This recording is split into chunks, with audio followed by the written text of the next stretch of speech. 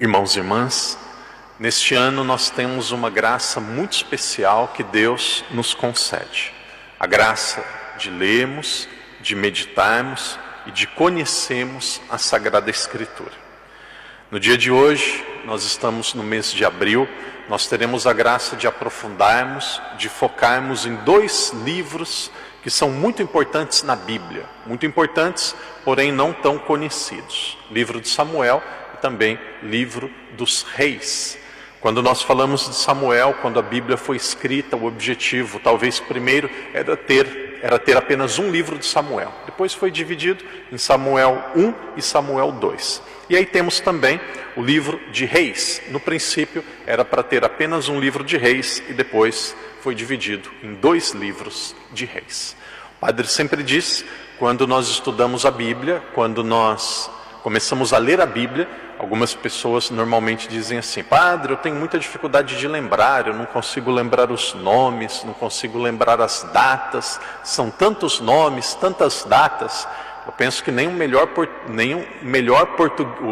professor de Bíblia consegue lembrar todos os detalhes. É impossível lembrar todos os detalhes. O que nós precisamos ter muito claro na nossa mente é que existe uma linha histórica. Existe uma linha histórica que nós, na religião, no cristianismo, nós chamamos de história da salvação.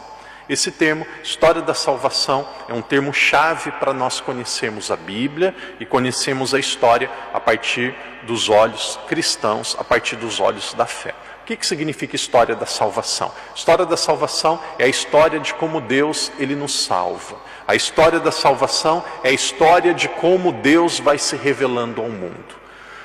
Os momentos mais importantes da história da salvação, não o momento mais importante, o momento central é a vinda de Jesus. Porém, a vinda de Jesus, quando Deus se torna homem, ele foi preparado, essa história foi preparada por 7 momentos diferentes ali no Antigo Testamento. E aí o tempo já está passando, nós vamos refletir um pouco hoje sobre esse 5º momento da história da salvação.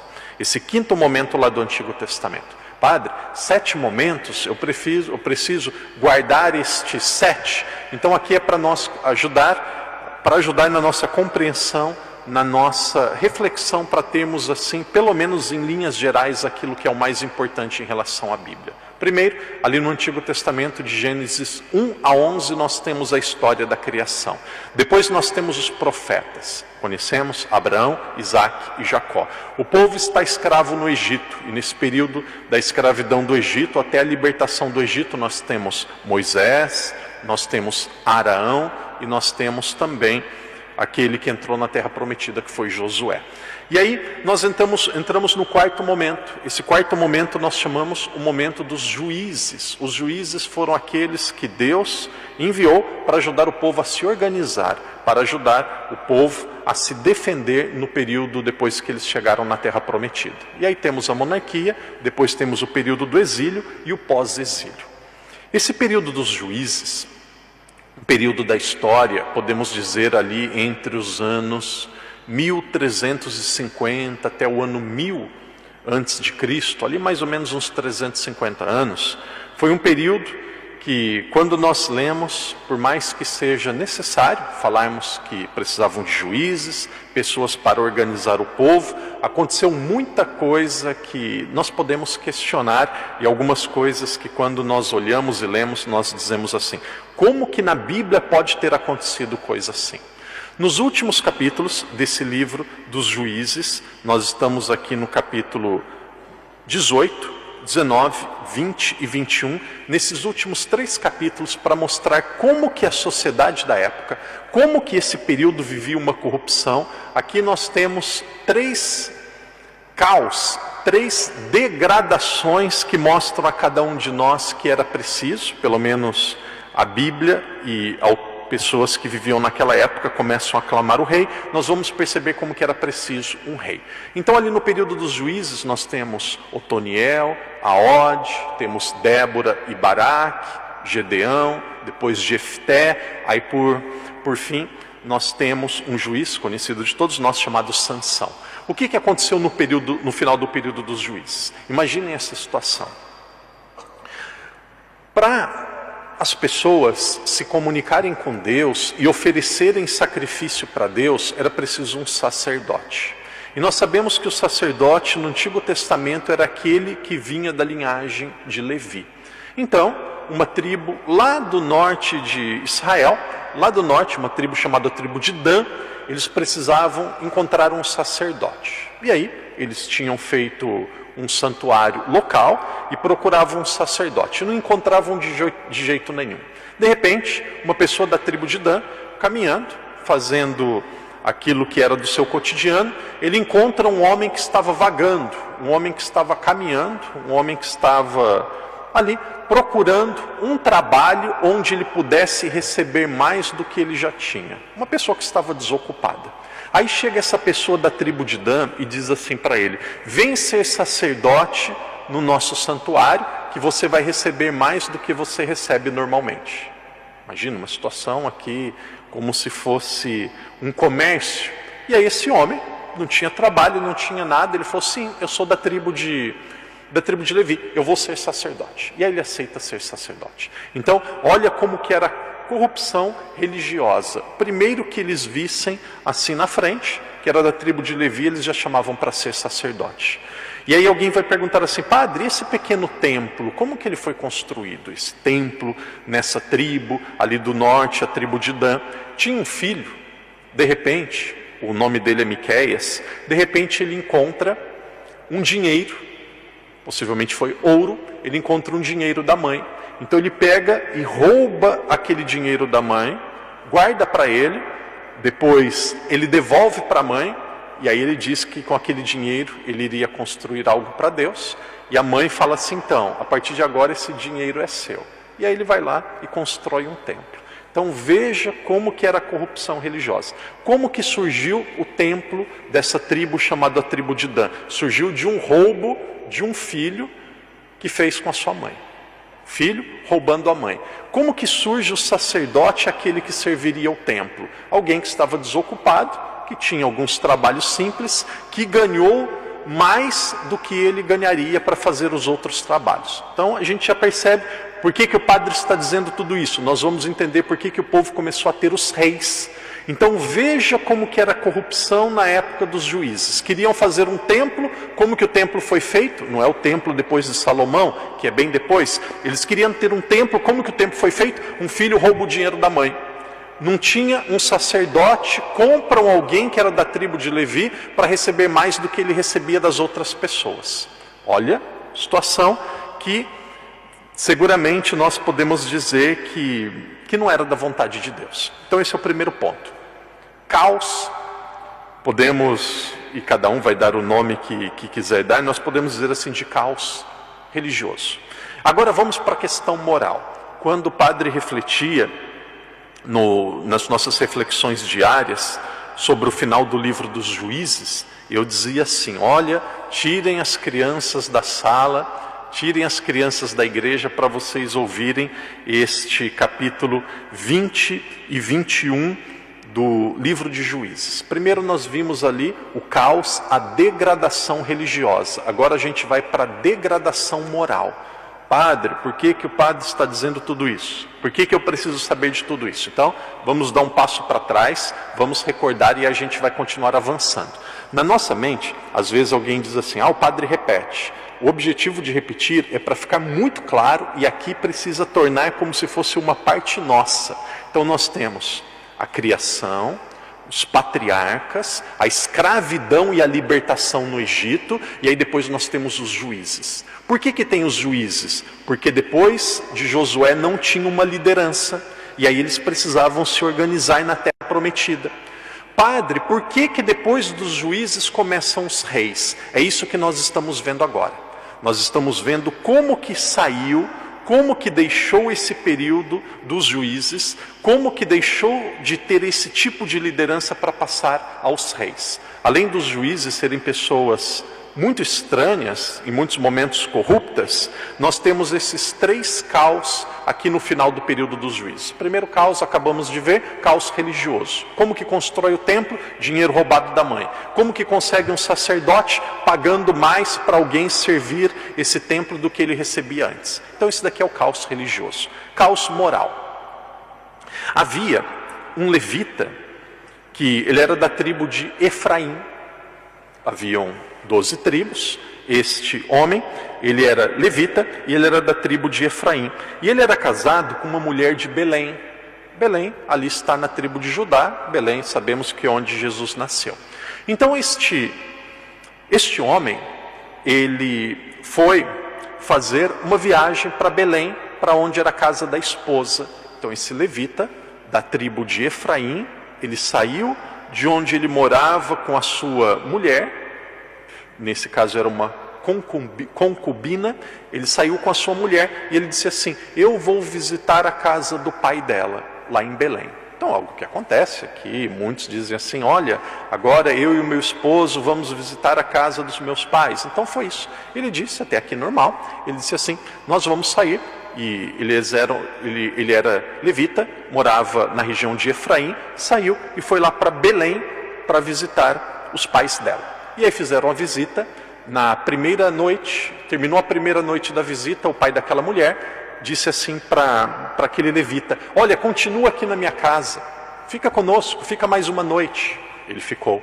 Depois da segunda noite, fica mais uma noite. Ele ficou. Depois de 7 noites, que algo interessante, depois de 7 noites aquele homem falou: não, agora é hora de ir embora, eu vou voltar para a região de onde nós somos, que é a região de Efraim. Então estavam saindo, indo para a região de Efraim, e ali perto tem também uma tribo, a tribo de Benjamim. Então eles precisavam de um lugar para passar a noite. Acompanhando o padre, eles precisavam de um lugar para passar a noite, precisavam dormir.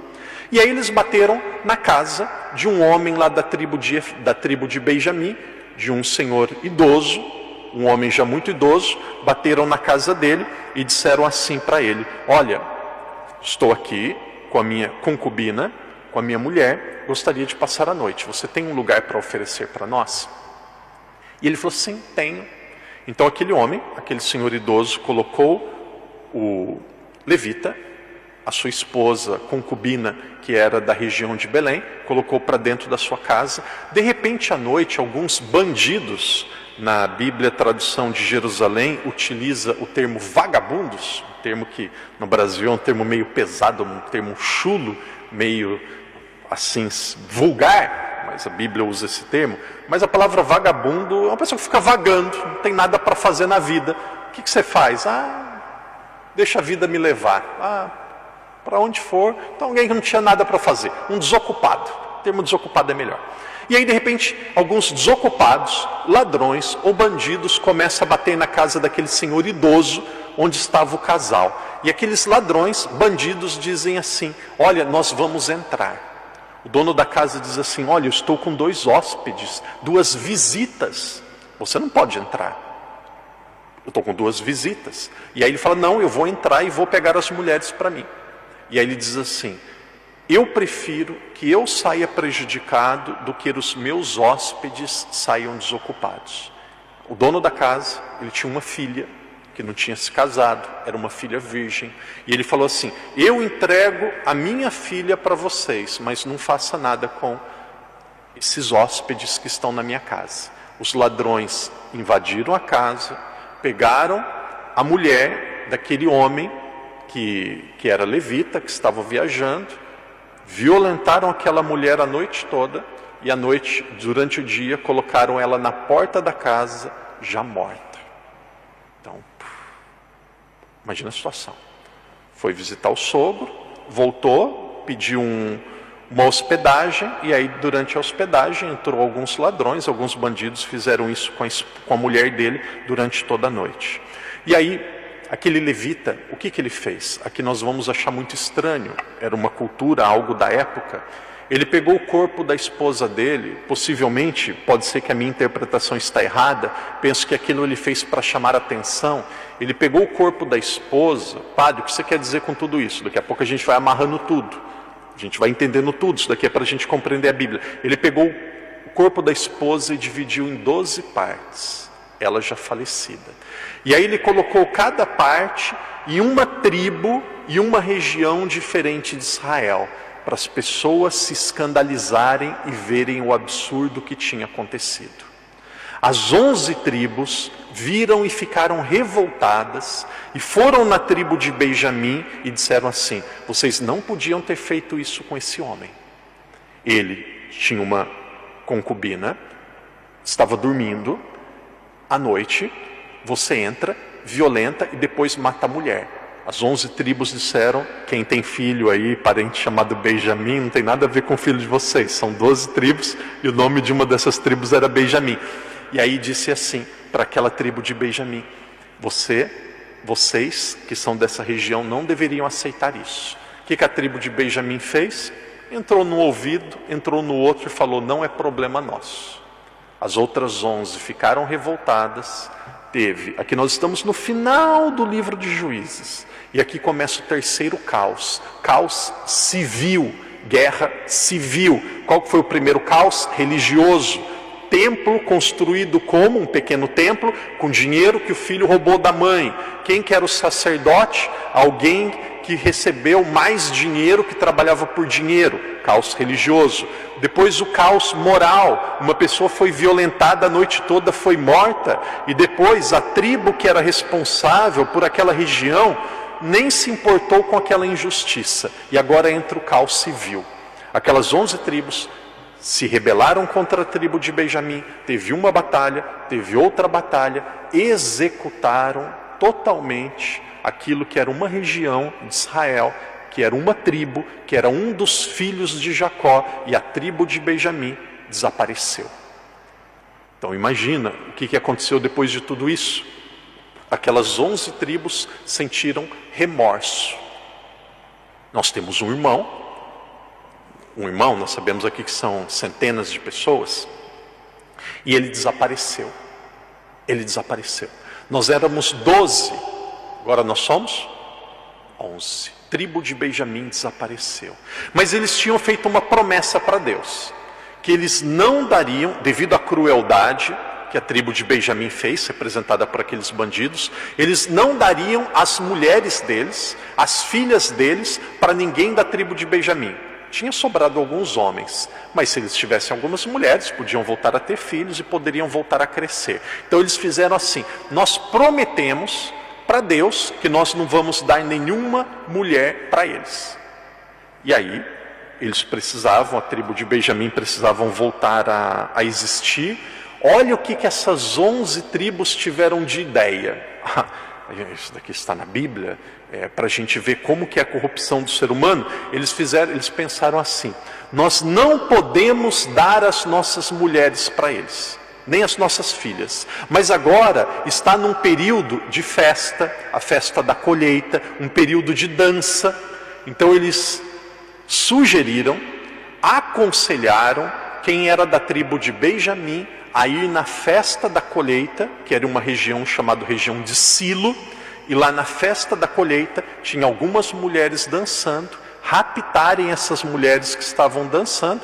Porque veja, essas 11 tribos não estavam dando as mulheres para a tribo de Benjamim. Tribo de Benjamim, os que tinham sobrevivido, iam lá na festa, iam pegar essas mulheres para eles, e aí eles iam continuar existindo.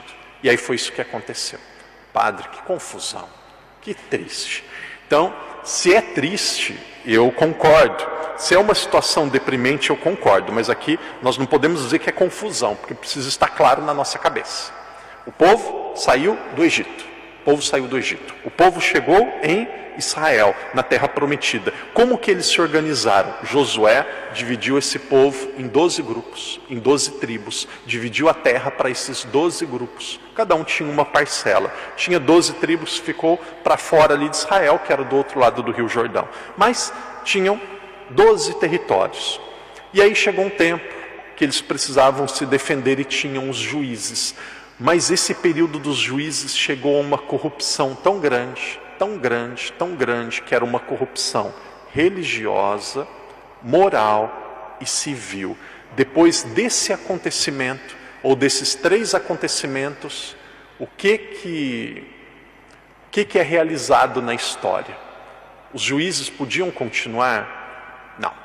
Eles percebem assim: nós não podemos continuar com os juízes.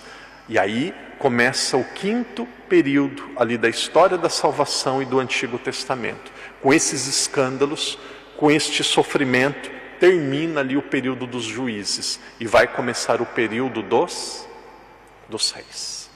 Padre, por que tem essa transição dos juízes para os reis? Por causa disso que eu falei.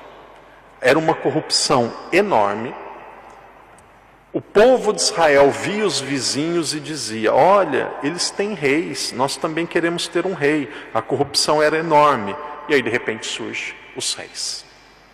Então é por isso que surge a monarquia. Deus disse que não era para ter a monarquia, não era para ter naquele momento, possivelmente para o futuro Deus enviaria um rei. Mas eles falaram: não, nós queremos ter um rei. E depois deste contexto todo, surge um rei. E aí nós temos isso daqui que o padre está dizendo para vocês, é o final do livro de Juízes. Aí ali no livro de Samuel, um livro muito interessante, um livro no começo muito bonito, havia um homem, tem os nomes difíceis, às vezes eu fico falando: meu Deus, esses nomes difíceis tem que guardar. Alguns deles é muito difícil e a gente não acaba guardando. Então, uma sugestão aí para as avós, para nome de neto. Quando o padre vem com essa, já tem gente que fala: não quero, padre. Então, uma sugestão boa aí para neto: Eucana. Gostaram? Sugestão boa aí de nome. E esse nome ainda, para assustar mais ainda, o nome é um nome de homem. Podia ser Eucano, né? O nome é Eucana.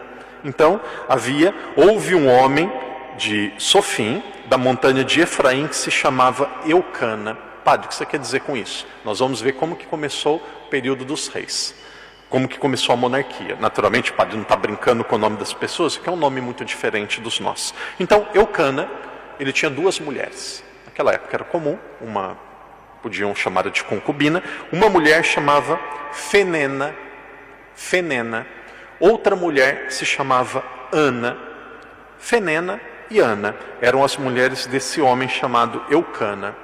O problema era que Fenena, ela tinha dado filhos para Eucana, tinha dado filhos e eles tinham filhos, mas esse homem ele gostava mais da Ana e a Ana não podia dar filhos para ele. E aí de repente, um dia Ana, ela se encontra com um profeta, esse daqui é o primeiro, talvez o primeiro ali profeta da Sagrada Escritura. Primeiro profeta, ali começa em Samuel. Primeiro profeta, o nome dele era Eli. Aqui está no final do período dos juízes. Está no final dos juízes, Eli. Então Ana, que não podia ter um filho, ela se encontra com Eli e ela estava chorando. Eli olha para ela e fala: mulher, você está embriagada nessa hora do dia? Ela fala: não estou embriagada não. Isso daqui é choro, é tristeza, eu não posso ter um filho. E aí ele diz: Deus atendeu a sua oração, você terá um filho. E aí ela disse assim: se eu tiver um filho, eu vou oferecê-lo para Deus. Ele nem vem para minha casa, ele continua no templo, servindo a Deus e vai ficar com você. E aí aquela mulher chamada Ana, ela teve um filho. E o nome do filho dela começa com S, Samuel. Quem é Samuel? Aqui tem essa barbaridade, que é o período dos juízes. Acaba o período dos juízes. Aqui está um recortezinho no final do período dos juízes. Tinha um profeta, um homem de Deus chamado Eli. E aí ele diz para Ana, você vai ter um filho. E ela diz: se eu tiver um filho, eu ofereço a Deus. E aí ela tem um filho, ela oferece a Deus. Aquele rapaz que é Samuel, ele cresce junto com quem? Ele cresce no templo sendo um discípulo, um amigo e um servo de quem? Com quem que Samuel cresce? Eli. Então existe Eli, que é o profeta, que diz para Ana: que ela teria um filho, e Ana tem um filho, não precisa lembrar de Eucana, já pode esquecer esse nome aí. Então, nós temos Eli, que é o profeta, e aí depois nasce Samuel, e os dois crescem juntos. O próximo, e aqui era preciso ter um rei, situação cada vez mais difícil, aqueles caos que nós vimos. Então, o rei deveria surgir da tribo de quem? O rei deveria surgir da descendência de quem? O rei deveria vir de quem? De onde será que deveria vir o rei aqui? O rei deveria vir naturalmente como sendo um filho de Eli ou um filho de Samuel.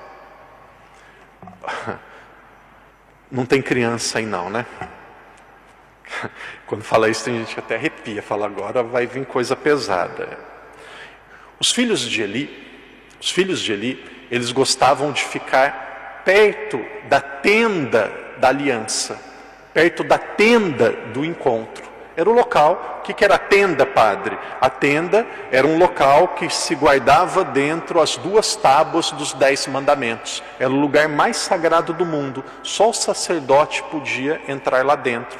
Mas próximo da tenda, muitas vezes haviam mulheres para fazer as suas orações, mulheres para fazer o seu momento de piedade. E aí, os filhos de Eli gostavam de ficar próximo da tenda para abusar dessas mulheres. Então, padre, por que o senhor está dizendo isso? Para mostrar o quê? Para mostrar que o rei não podia vir da descendência de Eli. Os filhos de Samuel também não eram bons. Os filhos de Samuel também não eram pessoas de moral e que agradavam a Deus.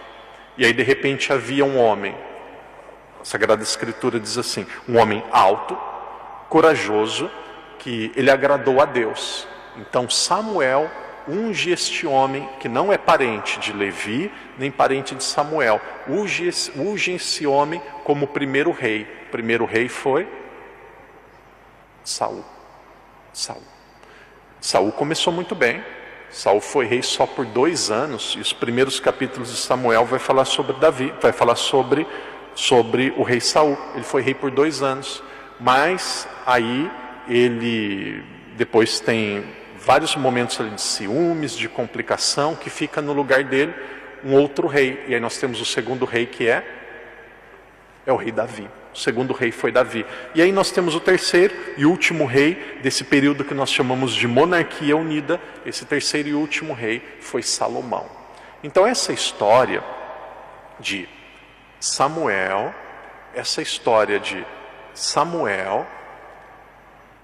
Saul e Davi, nós encontramos no primeiro livro de Samuel. Então esse livro da Bíblia mostra aqui a história e a transição desses 3 personagens. Padre, o que acontece lá depois do livro dos Juízes? Tem Ruth, e aí depois nós temos esse primeiro livro de Samuel. O que é esse livro de Samuel? Na verdade, é Ruth, e aí depois tem o primeiro livro de Samuel. Então nós temos Samuel, Saul e Davi. E aí depois nós vamos para o segundo livro de Samuel, vai contar a história de Davi, e aí depois vai começar a história também de Salomão. Deixa o padre conversar só mais um pouco com vocês. Eu acho que são muitas informações, às vezes não é tão fácil memorizar tudo, mas nós precisamos ter uma ideia. O padre dizia agora há pouco, eu digo sempre, uma ideia em linhas gerais. Aconteceu, o padre teve formação, nós tivemos um dia de retiro, com alguns de vocês estavam presentes, nós falávamos sobre isso hoje. Chegou no período do rei Salomão, aconteceu ali uma grande graça. O rei Salomão era uma pessoa sábia, uma pessoa que militarmente ele foi muito forte, mas depois que Salomão morreu, ele teve um filho, naturalmente filho antes dele morrer, ele teve um filho, Salomão teve um filho que chamou Roboão. Conhecemos a história, e aí Roboão, ele foi o rei, depois de Salomão. Ele era muito jovem, ele foi um rei muito duro, um rei que explorou e foi mais ainda exigente nas taxas, nos impostos do que o seu pai Salomão. Então as pessoas começaram a se revoltar e fizeram uma outra pessoa ser rei no lugar dele. No lugar, ou junto com Roboão, ficou rei Jeroboão. Então Israel, esses 3 primeiros reis, Israel era unido em apenas um rei. E aí depois da morte de Salomão, o que acontece? Israel passa a ter 2 reis. Um rei no norte, que a gente chama de Israel, em 10 tribos. Depois um rei no sul, que nós chamamos de Judá, que passou a ter um rei também. E aqui nós vamos ter uma sequência. Será que a qualidade dos reis vai aumentando ou diminuindo? Vai diminuindo, vai ficando cada vez pior. Principalmente esses reis do norte. Esses reis do norte cada vez mais afastados de Deus. E como que nesse período então Deus agia, como que nesse período Deus ele se revelava e mantinha a sua promessa de jamais abandonar o povo. Aqui não tinha mais juízes, aqui não tinha mais os patriarcas. Como que Deus continuava falando com o povo? Deus continuava falando com o povo através dos profetas, através dos profetas. E tem alguns nomes aqui que nós precisamos saber. Eu penso que 3 deles merecem aqui a nossa atenção, merece ser conhecido por todos nós. Um deles se chama Natã, em inglês Nathan. Um deles é Natã. O outro deles é Elias. O outro deles, Eliseu. E aí no final do segundo livro de Reis vai aparecer Isaías. Mas vamos focar nesses 3. Então aqui nós temos 3 grandes profetas.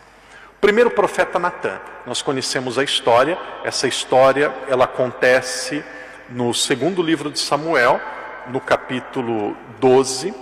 Segundo livro de Samuel, no capítulo 12. O rei Davi, uma história conhecida, mas vocês permitam o padre contá-la novamente para nós vermos a importância do rei, a importância do profeta Natã. Davi foi um grande rei, teve muitas qualidades, podemos ver também limites e podemos questionar algumas coisas, mas chegou em um determinado momento, este rei Davi, ele cometeu um grande ato que desagradou a Deus. Havia uma guerra contra os filisteus. Quem era dos filisteus? Golias era dos filisteus. E aí vai lá Davi e ele vence Golias. Então sempre o povo estava combatendo contra os filisteus. E aí em uma dessas batalhas contra os filisteus, o exército estava lá guerreando. O exército guerreando contra os filisteus.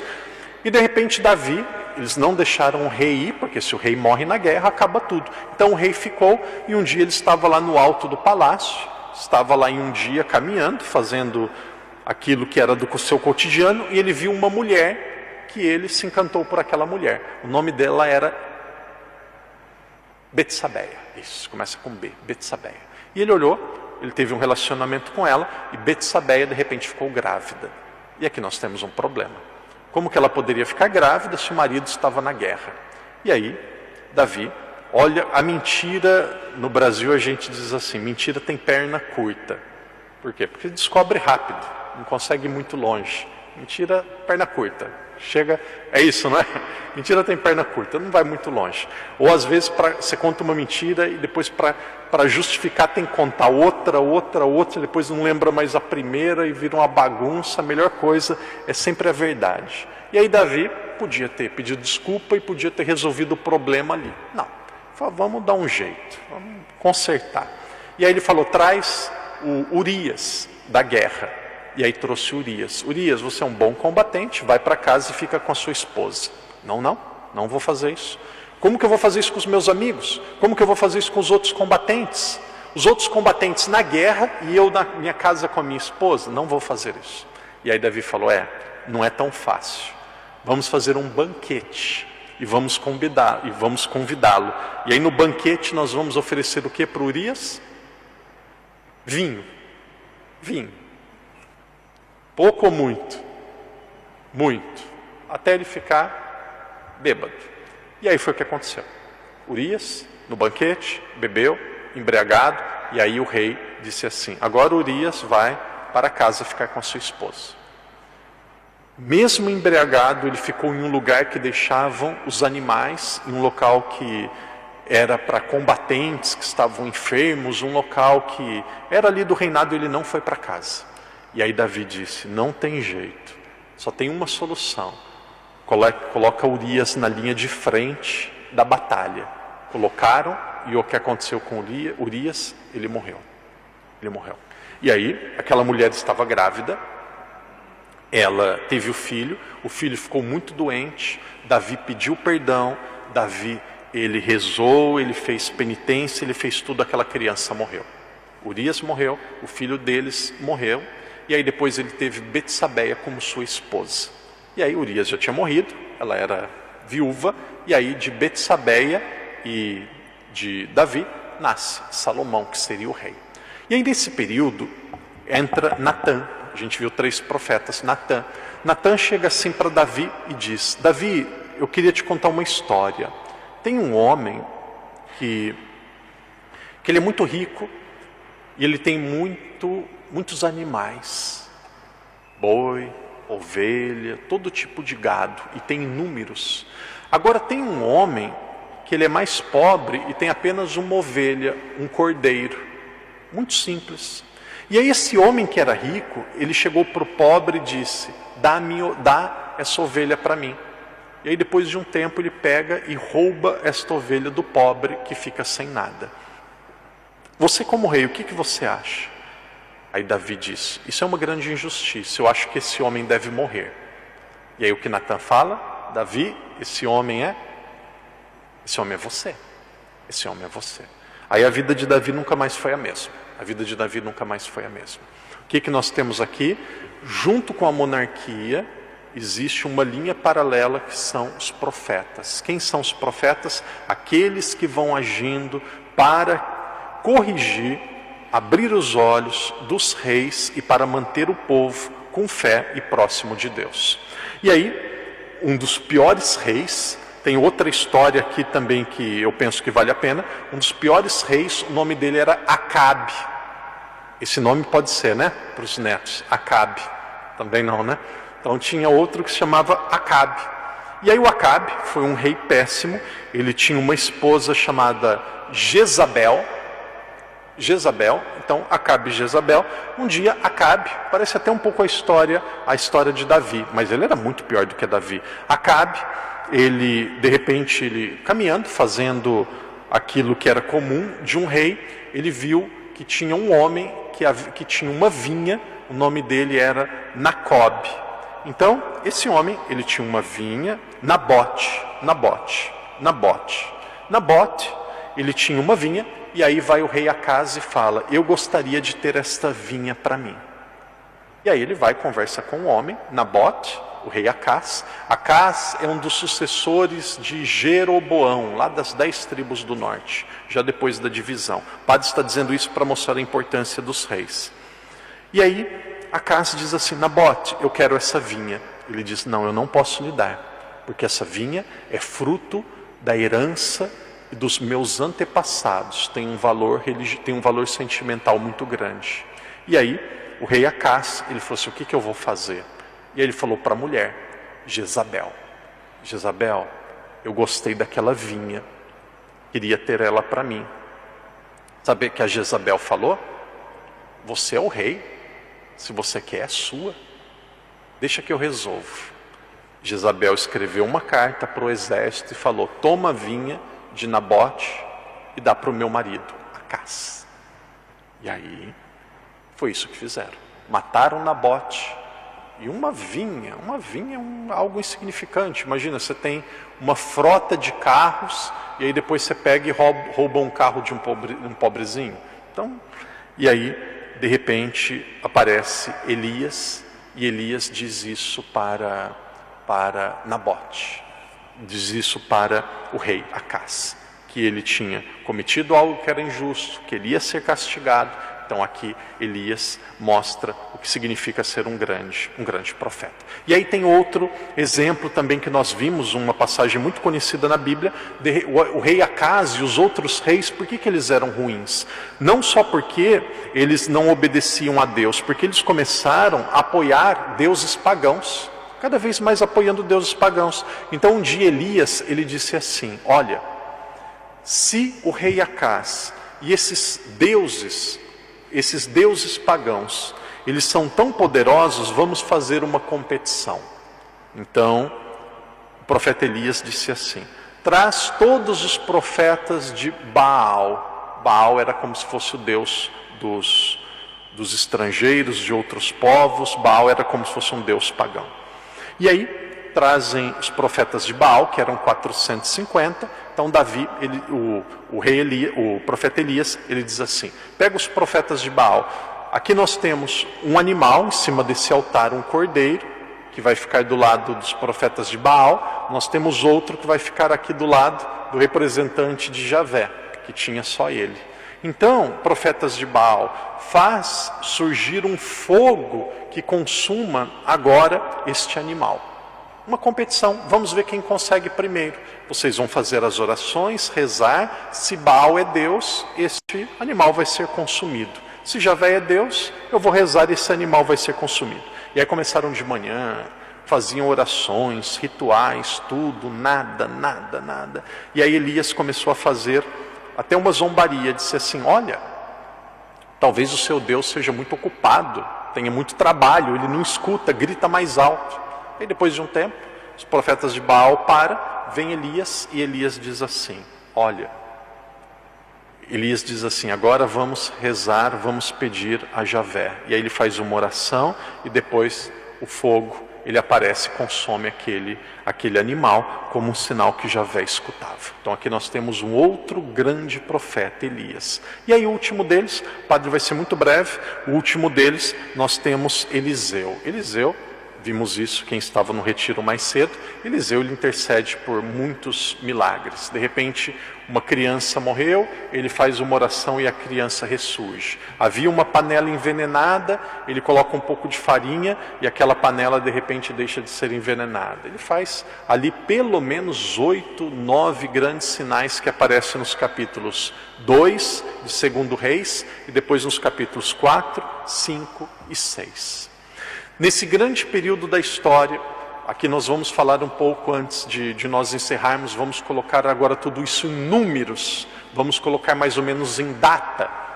Óbvio, antes de Jesus é um tempo antes de Cristo. Então nós temos aqui antes de Cristo, mais ou menos no ano 1800, os patriarcas. Ano 1800, tem os patriarcas. Abraão, tem Isaac e tem Jacó. E aí depois desse período, vamos colocar ali mais ou menos 1700, até um período talvez de 1300, esse período, 1350, esse povo, ele vive no Egito. Primeiro eles vivem bem no Egito e depois eles passam a ser escravos do Egito. Então nós temos ali mais ou menos de 1700, 1800 até 1350 a.C. E aí o que aconteceu de 1350 até o ano 1000? Acontece o período dos juízes. E aí, mais ou menos do ano 1000, com Saul, até o ano 590, veja, um período ali de mais de 400 anos, do período 1000 até o ano de 590, tem o período da monarquia, dos reis, até o Império da Babilônia chegar em Israel e levar muitos deles como cativos para a Babilônia. Então nesse período dos reis, nesse período da monarquia, o que acontece? Aqui nós temos duas linhas, nós temos a monarquia e nós temos ao mesmo lado os profetas. Então isso daqui, em linhas gerais, é aquilo que nós precisamos saber sobre o Antigo Testamento, sobre esse período chamado período da monarquia. Mais uma forma aqui, o padre estava dizendo em números, para nós caminharmos de fato para o final. Quando nós olhamos aqui para o Antigo Testamento, nós temos 4 grupos de livros, que se a gente entende, nós entendemos todo o Antigo Testamento. O primeiro grupo de livros são 5 livros que nós chamamos de Pentateuco. O que é o Pentateuco? O Pentateuco é o período que tem a criação. Pentateuco é o período dos patriarcas. Pentateuco é o período que o povo estava escravo no Egito e tem a libertação do Egito. Esses 3 primeiros momentos, temos o Pentateuco. Nós temos outro período que nós chamamos de período histórico. O que é o período histórico? Aquilo que vem desde quando o povo entra na Terra Prometida até lá no final do exílio. E do lado desse período histórico nós temos outro grupo de livros, tem o Pentateuco, tem os livros históricos, e do lado desses livros históricos nós temos outro grupo de livros, que é o livro dos profetas. O que significa o livro dos profetas? Tem Joel, Daniel, tem o profeta Jeremias, Isaías, vários profetas. O profeta é uma resposta de Deus diante da corrupção da monarquia. E aí tem outro grupo de livros, também em vários momentos diferentes que ele surge, que são os livros sapienciais, livros de sabedoria. Então, tem esses 4 tipos ou grupos de livros ali no Antigo Testamento. Por hoje, nós vamos caminhar e vamos lembrar assim: depois que o povo chegou na terra prometida e encerra o período dos juízes, que foi um período que estava insustentável, o povo passou a ter reis. Primeiro, a monarquia, ela era unida, e aí depois com a divisão de Roboão e Jeroboão, ela passa a ser dividida. E nesse período da divisão, começa cada vez mais ser necessário e aparecer os profetas. Nesse mês de abril, livros de Samuel e de Reis, 2 profetas aqui que são muito importantes. O profeta tem Eli, tem Samuel, sem dúvida nenhuma, mas nós temos aqui 2 que são muito importantes: Elias e o profeta Eliseu. Vamos agradecer a Deus por esta formação, vamos pedir a Ele que Ele nos ajude a termos perseverança, sabedoria, entendimento da palavra de Deus. De uma forma muito especial, pedimos também que a palavra de Deus não seja apenas dados, que isso nos ajude a compreender como que Deus fala na nossa vida. Em meio a muitas vezes corrupção, erros, falhas, Deus não abandona o povo para mostrar a cada um de nós que a nossa história, mesmo muitas vezes vividas em um mundo com tantos problemas, a nossa história ela é cuidada, é protegida e, sem dúvida nenhuma, ela é sempre conduzida pelo dedo e pela providência divina.